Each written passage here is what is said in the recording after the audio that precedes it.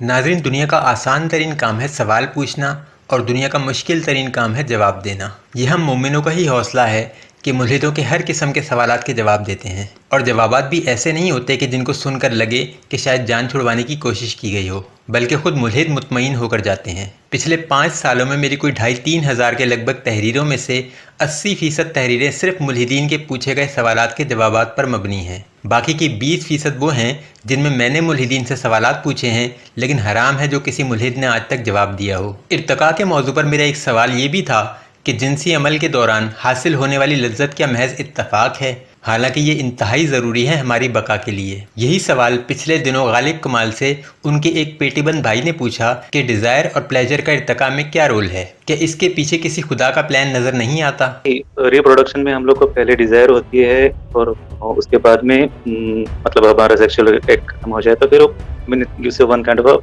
Pleasure out of it. So क्या हम लोग ये कह सकते हैं कि सेक्सुअल एक्ट या फिर खाना खाने में डिजायर भी इन्वॉल्व है, उसके बाद में प्लेजर भी इन्वॉल्व है, तो हो सकता है कि ये लॉन्जेविटी और रिप्रोडक्शन किसी का प्लान है जो कि गॉड हो सकता है। अगर ये ना होता तो हम लोग तो पूरे एक्सटिंक्ट ही हो जाते। गालिब कमाल ने इस सवाल के जवाब में जो बोंगियां मारी वो आपके सामने हैं। नहीं, ऐसे तो मतलब नहीं है ना, ऐसे तो नहीं, क्योंकि देखें अब बहुत सी चीजें, अब प्लांट्स को तो प्लेजर नहीं आ रहा ना रिप्रोड्यूस करने में, प्लांट्स को तो नहीं आ रहा ना, प्लांट्स को तो सेंस भी नहीं है कि उसके ऑफस्प्रिंग किधर हैं तो किधर नहीं है, वो तो महसूस भी नहीं करता, ठीक है, कि जी उसके इतने ऑफस्प्रिंग फलां जगह पे अब पैदा हो गए, वो तो उनसे बात भी नहीं कर सकता, वो उनसे प्यार का इजहार भी नहीं करता, ना उनको बचा सकता है ना उनको प्रोटेक्ट करता है। बल्कि अगर एक दरख्त है उसकी ही छांव में उसके ही बीज गिरने लगे तो वहाँ पे जो छोटे छोटे पौधे होते हैं वो उसी दरख्त की वजह से जल जाते हैं, क्योंकि वही उन तक सूरज की रोशनी नहीं आने देता, वही ज़मीन में से जितने भी मिनरल्स होते हैं वो उनको खाने नहीं देता, क्योंकि वो छीन लेता है। हाँ, वो कहीं और जगह पे जाके गिरें तो वहाँ पे वो उनको कर लेता है एक्सेप्ट। उनकी तावीलात सुनकर मुझे अपना पुराना दोस्त एजाज़ी हाशिम याद आ गया। वो भी एक मुल्हिद था और उसे लगता था कि वो मुझसे खुदा के वजूद पर मुकालमा कर सकता है। मुकालमा तय पा गया।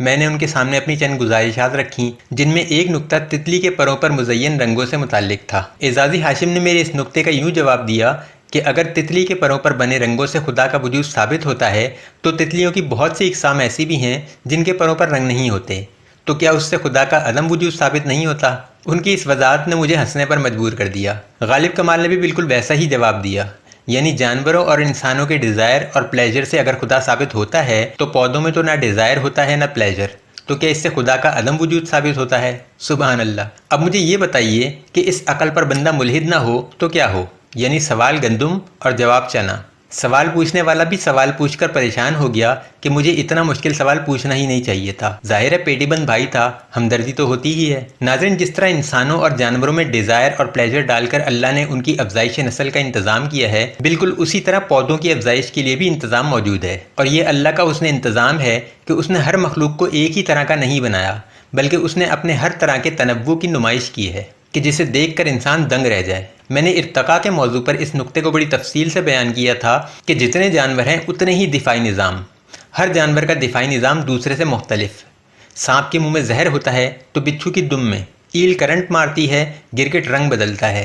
अब कोई मुल्हिद मेरे इन सवालों के जवाब में ये कहे कि गिरगिट क्यों करंट नहीं मारता या ईल रंग क्यों नहीं बदलती, ये ढिठाई है, मंतकी हकाइक से फरार है। पौधों की अफजाइश का सबसे बड़ा जरिया जानवर हैं।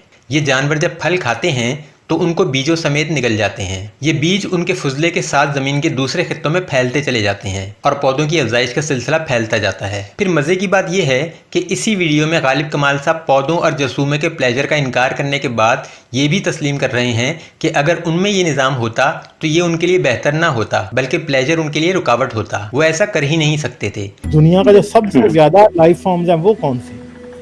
वो माइक्रो ऑर्गेनिजम्स हैं, उनमें तो सेक्स नहीं है, वो तो एक सेक्सुअली रिप्रोड्यूस करते हैं, ठीक है, वो एसेक्सुअली रिप्रोड्यूस करते हैं और वो इतना ज्यादा रिप्रोड्यूस करते हैं कि अगर वो सेक्स करते तो शायद उनकी इतनी क्विक रिप्रोडक्शन होती ना, ठीक है, तो बैक्टीरिया को बैक्टीरिया मिलता, वो सेक्स करता, ठीक है, तो वो तो फिर रिप्रोड्यूस कर ही ना सकता, ठीक है। तो प्लेजर जो है उनके रास्ते में रुकावट है। यानी खुद तस्लीम कर रहे हैं कि ये किसी तख्लीककार की फनकारी है कि जिसने हर मखलूक को उसके हिसाब से निज़ाम अता किया है। हाँ, अगर पौधों और जरसूमों में प्लेजर का निज़ाम होता और फिर वो कर ना पाते तो फिर सवाल प्लानर पर उठाया जा सकता था कि क्या प्लानर नहीं जानता था कि इन मखलूक़ात में ये निज़ाम नफ़ा बख्श नहीं है। बहरहाल अल्लाह ने अपनी हर मखलूक में वैरायटी रखी है। अब यहाँ ये कहना कि पौधों और जरसूमों में चूँकि वो वाला निज़ाम नहीं है जो इंसानों में है तो ये खुदा का निज़ाम नहीं है, इंतहाई अहमकाना बात है ये। इसको ऐसे समझें कि रेडियो भी इंसान ने बनाया, टीवी भी इंसान ने बनाया और कंप्यूटर भी। तो क्या इनके सारे फंक्शंस एक ही जैसे हैं? और अगर नहीं हैं तो क्या इससे ये नतीजा अख़ज़ किया जा सकता है कि इनके खालिक अलग अलग हैं या सिरे से कोई खालिक ही नहीं है? इस किस्म के नताइज अख़ज़ करने के लिए आपका मुल्हिद होना बहुत ज़रूरी है। फिर कहते हैं कि बाज़ जानवर अपने बच्चों को खा जाते हैं। अब कई जानवर ऐसे हैं जैसे क्रोकोडाइल, अंडे देंगे, अंडे दबा के चले जाएंगे, बच्चों का उनको पता ही नहीं है कि बच्चे किधर हैं। मोस्ट प्रॉब्ली छोटे अब कई जानवर ऐसे हैं उनमें कैनिबलिज्म भी होता है, हो सकता है अपने बच्चे खुद ही खा जाए। ठीक है, अब क्रोकोडाइल है वो अपना ही बच्चा खुद मार दे। बाज़ जानवर क्या इंसान भी खा जाते हैं। आप एबॉर्शन को क्या समझते हैं, लेकिन इससे साबित क्या होता है? क्या इससे इंसान की अफजाइश नस्ल को कोई फ़र्क पड़ता है? फिर गालिब कमाल ने इसके लिए मशीनों की भी मिसाल दी कि जैसे मशीन में ऑयल ख़त्म हो जाता है तो मज़ीद ऑयल डालना पड़ता है। मशीन चलती नहीं रह सकती ना जब तक आप उसमें तेल ना डालें। मशीन एक क्लोज सिस्टम है, जब तक आप उसमें ऑयल नहीं डालेंगे वो एनर्जी कहाँ से लेगी? एनर्जी को वो बर्न करेगी, इंजन चलता रहेगा। ठीक है, तो सेम ही मसला हमारा भी है। कोई भी मशीन होती है, मशीन को इनपुट चाहिए और फिर वो आउटपुट देती है। तो हमें भी इनपुट चाहिए, इनपुट फूड की शक्ल में। ठीक है, और वो इनपुट जो है वो फिर उसका आउटपुट जो है हमारी बॉडी जो भी फंक्शन है उसका वो हम कर रहे हैं। ठीक है, हालांकि मशीन की मिसाल यहाँ फिट नहीं बैठती। मशीन की मिसाल इस सूरत में फिट बैठती जब उसका भी कोई बनाने वाला ना होता और मशीन में भी ये निज़ाम खुद ब खुद तख्लीक पा जाता कि जब मशीन का ऑयल ख़त्म होने लगता तो मशीन में डिज़ायर पैदा होता और फिर मशीन अपने किसी खुदकार तरीके से इस डिज़ायर की सेटिस्फेक्शन करती और प्लेजर हासिल कर लेती। लेकिन यहाँ तो मामला ही मुख्तलिफ है। मशीन का ऑयल ख़त्म हो जाए तो वो ऑयल इसका खालिक पूरा करता है। अगर खालिक पूरा ना करे तो मशीन की जाने जूती, वो बंद हो जाएगी।